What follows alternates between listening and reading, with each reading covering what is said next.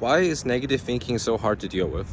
There are many explanations. Today, I would like to introduce one piece of the puzzle called competing context. When I say competing context, I'm referring to context as in mental context, the experiences that we are having in our mind.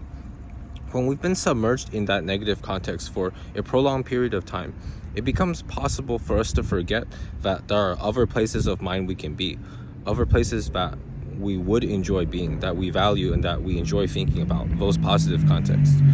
By reintroducing those positive contexts, we can make a big difference in the way that we conceptualize what's going on in our heads.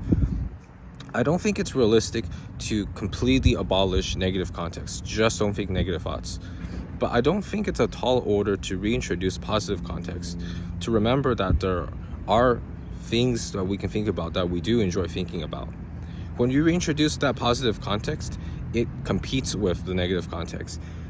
The two of them are vying for your attention, and at least some of the time you will pick that positive context over the negative context because you will reason that these things I value and I enjoy thinking about. So of course I will pick those. I wouldn't intentionally pick something that I don't value, I don't enjoy thinking about. I don't value rumination, overthinking, all that stuff.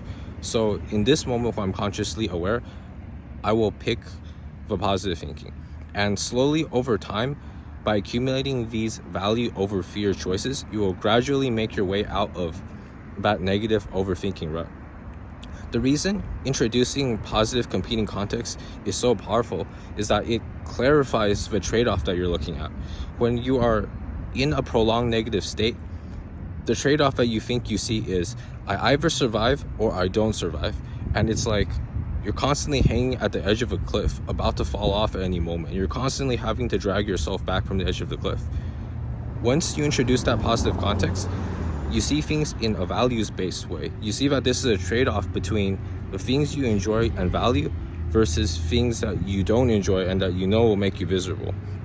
So, of course, you will pick the things that you value, and that makes it much easier for you to pick a positive choice in your mind by introducing this context to compete with the negative context.